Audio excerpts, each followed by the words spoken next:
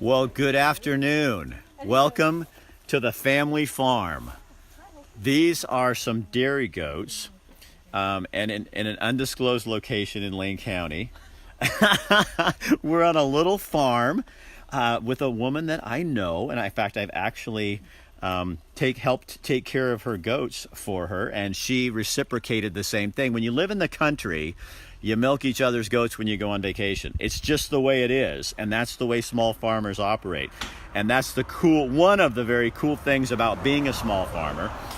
Today we're here because of the Oregon State University Extension Service, and we're going to talk about a dairy goat day that's coming up, and we'll tell you more about that. But we're also going to talk about, maybe you're one of those people who thinks, gosh, I'd love to be a small farmer. I don't know quite how to do this. I feel like I'm a little bit out of my territory, but it sounds kind of fun, and it sounds like something I might be good at.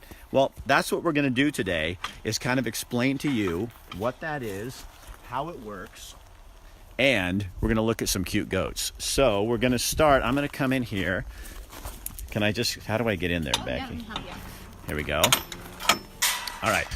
Shut the gate. You guys, when you go to a farm, you always got to shut the gate. All right.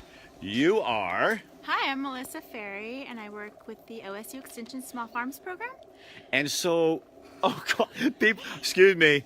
You're getting goose by I'm getting goose by goats. You guys, look at these. So these are Nigerian, right? Oh, wait a minute. Now listen here. Listen here, my little friend. Come here. Come here. You want to try to eat my camera? Yeah. Look at you. Mm-hmm. Look. All right. See, you don't bite me, you just bite on my pants. Because despite what people think, goats do not eat everything. It's true. So, the Small Farms Program, tell people about that. Okay, so the Small Farms Program is very diverse. We work with farmers that are commercial small farms, so trying to make a living farming. They are direct marketing their produce or meat or milk. And we also work with people that just live on the land and they want to be able to manage their land better. So this is animals, this is food? Animals, crops, orchards, berries, value-added products, pickles, all kinds of things. So have you seen an increase in this kind of, I would guess you have to have. Yes, I've been with Extension for about 14 years. Oh, wow. And yeah, in this program, and I've seen it just continue to grow. People are interested in learning how to have their land be really productive, and they get a kick out of growing things that they can eat and then share or sell to others. So, and this is everything from dairy cows to horses to goats to... Goats are one of the easy ones, though. Well, that's what you say. It's a lot of work. I'll tell you, I had 30 at one time. Yeah. And it's a lot of work, but it's also really rewarding, and it's an easy thing to do on a smaller farm. It is. A lot of our soils in this county aren't really suited to be able to be irrigated. Maybe they don't have irrigation water, or they're just not the right soil type to grow specialty crops. So livestock are a great option. Some people will go with poultry, because poultry are pretty easy, and you can do that on a small acreage. Okay. Yeah. Becky, come here. Come here, Becky Gee. I'm not afraid of goat turds. I'm going to walk out. You guys, I'm going to introduce you to Becky in a second, but look. God, aren't they just... Look at this little feller. Are you a guy or a girl? You're a little girl. Look at you, honey. So look. This is Sparrow. That's Sparrow? Yeah. Look at her. Gosh, she's pretty color, isn't she? Now, is she also a Nigerian? Yeah, they all are. Oh, So- except for my weather, who's my wagon puller. So, Becky, how long have you been doing this? We've lived here 22 years, I guess, so maybe 21 years. And why goats? My brother, when we moved here, we had a bunch of blackberries, and the pastor taken over, and he said, "Why don't you get a goat?" And so I did a little research and found out how wonderful and useful these animals are, and that's how we got going. So let me do this. I'm gonna turn this around. So what do you do? What do you do with the goats? I mean, what? Oh, I've done everything, but primarily right now we're milking, and then we've gotten into showing them recently. And I've been on a learning curve for 20 years about goat care, goat health. If you get a goat, I recommend you study it up. But we have also used our goats for day hikes. Like I said, I have one who pulls a wagon. They clear the brush. I've used their hides, their milk, their meat. They're awesome. Ours, we used to, they'd follow us when we go on hikes up the Yes, mountain. they love And it. They love to be with you. They're very, if you take the babies away from the mom at a young age, which that sounds mean, but that's how you milk them, and then you continue milking the goat. And you bottle feed the babies. Bottle feed the babies, and they bond with you. Yes. Otherwise, they don't. Not too much. Yeah. They have a lot of individual personality, though. So, in terms of the milk, what do you do with the milk? I love to drink it. Make yogurt, kefir. I can make the easier cheeses. I've never made the harder ones. Again, it's very useful. I'll feed it to pigs, and then you get awesome pork. Yeah. Now, tell me about Goat Day. Oh, the Dairy Goat Day. The Emerald Dairy Goat Association is, this is our second annual Dairy Goat Day, where we bring in speakers on various topics regarding goats. We have Is this a place where somebody like, I've got 2 acres and I'm thinking I want to get a couple of goats and do something? This is an association, and this is a day when you could come and find out, because you really need to find out what goes into this, because while it's charming and wonderful and amazing, this will teach you about cutting the hooves and trimming the hooves Yes. and milking and what you need to do if you're going to do babies and that kind of thing. we have the whole spectrum of people in the association, from just people just curious, wondering if goats are for them, to people who've been breeding for decades. And there are so many different topics that we could cover. It's really hard to narrow it down to what we got, half a dozen different topics this year. Well, I think More than that. I think there's like 10 different topics this year. And this year OSU Extension is going to be partnering with the Emerald Dairy Goat group, which is really great. We're going to have it out at Pleasant Hill High School on November 3rd. And I wish you guys could Yeah. see what is going on. This There's, goat, like, goats. this goat is, they're all over us and they're biting at us. So they don't bite, but they're nibbling at us, and then they're chewing on my equipment here. Yes. Grabbing onto They the thing. are. So Linda says, love goats. I do too. I'll tell you, if you have kids and you want to start something and you don't want to quite do a cow, Yes. because that's a lot of stuff. It's a you big have to, animal. Yeah, and these you do have to know about too, but they're really forgiving. And they're great with children. And they don't butt you. I mean, goats don't butt people. I mean, a male maybe, yeah, maybe they'll come up and nudge at you, but it's not. It's a really great way to be productive.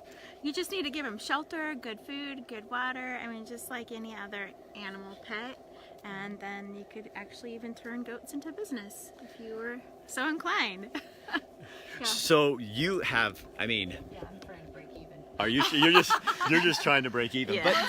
But Becky, doesn't this really suit well with this new kind of a mentality we have now? Is I have an acre and a half. I want to use it for something. Yes. You know, Yes. and it's easier to have goats working with me symbiotically. They're taking care, they're eating the stuff out of my field and then producing something. Yes. It's really They're not just pasture ornaments. No. And this particular breed, the dwarf, is becoming super popular because it really works with the urban farmer trend, because they're small, and so you can have several in a smaller area. So, is it hard to milk a small goat? You want to look for long teats when you purchase them or breed them, and that is very important to Okay, me. I know how we need to get attention on this one. I can see the lead now. Look for long teats. Yeah, here is my shirt. It Okay. shows the Okay. proper teat length. The proper teat length. You want. See, here you go. See, that is a nice teat. Wait. Because you guys, here's the thing. You have to be able to get your hand around that thing and be able to squeeze it. Yeah. look at See? that. And so that's something you really want to pay attention to. I know. Fluffy has very Oh, nice wow. teat Look at those length. teeth. She has a soft, capacious udder. Look at Melinda you. does not. And she's embarrassed. She's leave me alone. She's the best person. God, you want to chew my gear, don't you? They just want to get at you. Look at you. So again, you guys, Goat Day, Dairy Goat Day, November the 3rd, Pleasant Hill High School. You need to go online to the OSU Extension Service Lane County Extension Service site, and the information there to register is there. You can also go to The Emerald Dairy Goat Association Facebook page. Emerald Dairy Goat Association Facebook page. I think this goat is so pretty colored. Thank you. Isn't she? Fiona. That's Fiona. Hi, Fiona. She spent her time in this morning with the buck because she really wanted to be with the buck today. And Have babies. so yes, we wanted. So we're doing a little breeding here. Oh yeah, yeah. She was in heat this morning. Well, look at you. Gosh, I bet when those are born, they're really cute. Oh, they're the cutest. Okay, you Like know what? Can 2 you pounds. explain to They're 2 people pounds. what are so these little? Oh, these are. You guys, people always used to ask me this. What are these? These are called waddles. They're like toys. They serve no Jewelry. purpose. They're No, just built-in they're just toys. kind of random. Not Lynn- everybody. See, Fiona does not have waddles. You guys see, and even when they bite at you, it doesn't hurt. They are so. God, you are. I want goats again. My wife's gonna be going home going, no, we're not doing this again. See, they do not have Look. top teeth. See, isn't that cool? And yet they're able to eat blackberries and stuff. Because they really don't. You guys, let's come here. Let's go look at the farm. I'm having. This is way too much fun. Now look here. These are. Oh, look at him. That's the buck. Not him. No, yeah, Not her. The dirty, disgusting one is the buck. You don't want a buck. You do not want to get a buck on your property because they stink. They're a totally differerent creature. Yeah, He's and here to become a baby maker. that's the only thing he does. He has a purpose because they have a smell about them. Because to attract the female, Yeah. they urinate on themselves. And they're totally disgusting 6 months out of the year, yes. Right, and so you only bring them on the property when you're breeding. And this is a female. This is a neutered male. Oh, a called neutered male. Weather. He's a He weather. has no interest in sex. He does not understand this fascination that his roommate has. And he's a wonderful, wonderful pet.